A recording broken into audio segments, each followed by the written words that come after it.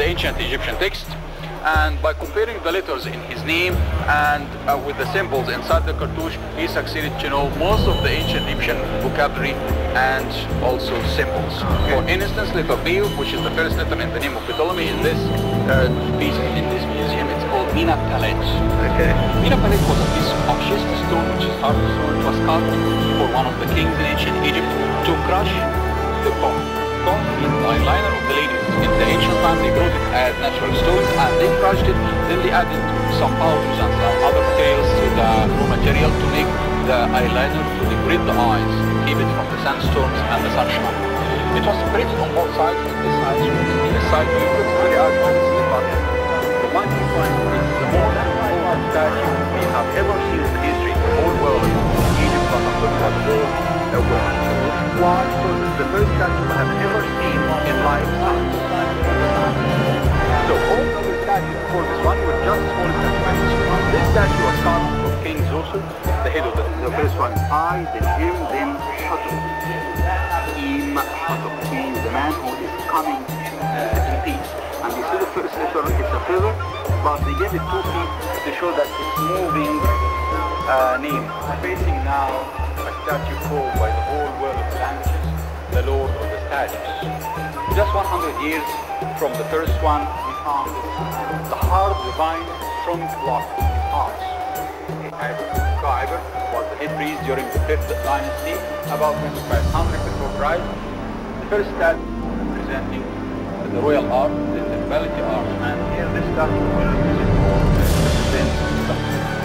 this is the statue of Anubis of Rahmatul by King Yos, and Rahmatul means God Ram, sun god who is happy, satisfied, and his wife princess Nufit. Nufit became the council of Hathor II, the man who unified Egypt for the second time, the head of the Egyptian dynasty, and the king. He was a very important king. But although, as I told you, the Egyptians became imperialistic. They got outside their borders, conquering the whole nations around them, the Asians, the Ethiopians in the south, the Libyans to the west, all the nations around them. The maximum extension of ancient Egypt happened about 1450 before Christ in the reign of Thutmose III.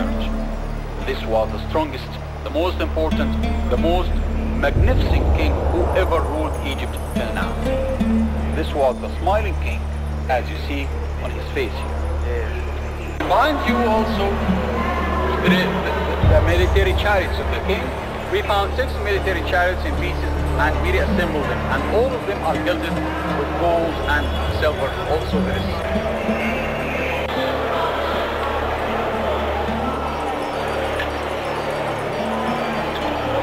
parts of Ethiopian, Hittite, and Persian. There's the Hittite? This is Asian. Okay. This is Ethiopian. This is Nubian. This is Hittite.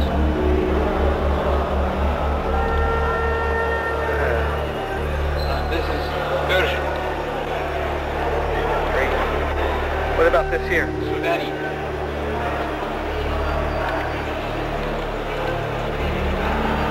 Egypt was made of wood, covered with 24-karat gold plates, inlaid with silver and precious stones. You see the king in front of you sitting, and the queen is statue. They were carved in the same features of King Kong. Ascending corridor, working in the Egyptian army.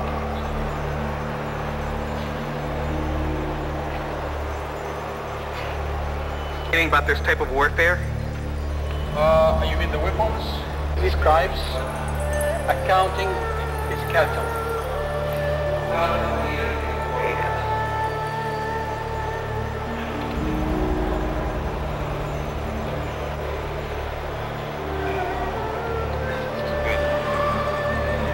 And very accurate records about everything. This is more than written records. Exactly. A lot of records. This is the street. This is the the kitchen. Standing now in front of one of the 7 wonders of the old world, actually the greatest one of them. The Great Pyramid of King Khafre, the tomb of the second king of the 4th dynasty. It was built 2600 before Christ. Its height is 448 feet. The area of the base is 13 acres. The number of the stones is 2.7 million pieces of stone. The average weight of the stones is 2.5 tons. And it was built with limestone taken from the area, so it's local limestone. The pyramid is solid body, and it comprises only 3 burial chambers on 3 levels. Only the highest one was used to bury the king, but the other 2 burial chambers were just modifications during construction. And we are standing in front of now was finished in during only 60 months. I will tell you. The pyramid has 2.7 million pieces of different stones. They are all different. As you see in front of you, different in the size, different in the weight, different in the shape. But they are all suitable for each other. Concentrate and notice the joints between the stones. Look at the joints. No space at all between the joints. Every piece is quite suitable for the pieces around from the 4 directions. Although they are all different. So, what I want to tell you is every piece was cut specially, particularly for its place, by special orders. So the engineer gave the quarry 2.7 million orders multiplied by 6, which is the number of the surfaces of each stone, to perform these orders. Specific angles, because the surfaces of the stones are not right angle, they have some inclination to increase the interlock between the stones, and this angle was assigned. And it's different in every piece. Unlike arranging a puzzle of 2.7 million pieces. And you cannot use trial and error here, because when you put the stone, you cannot replace it with another one. It's too heavy, it's 2.5 tons. So once you put it, you have to let it and to put the other one. So how do they arrange it? Without computer? Then the most difficult thing in building a pyramid, which I cannot do as a civil engineer now, is you put the stone exactly in the after the shape of the distance you calculated without missing.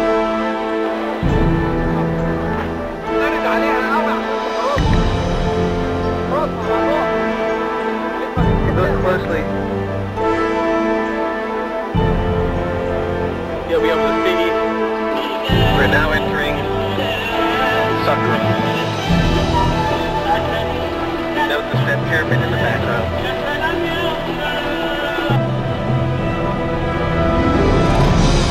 Here we are right the pyramid that I'm Hassan has designed. Not new to the method. Great.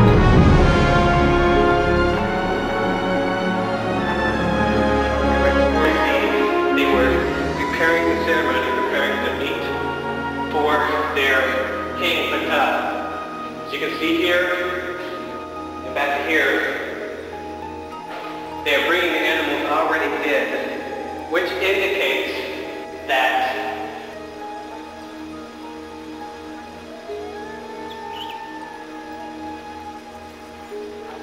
full of Karnak right now.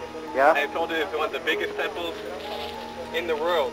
In a few minutes I'm going to go into the temple.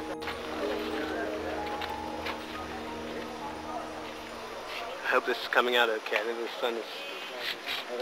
That's great.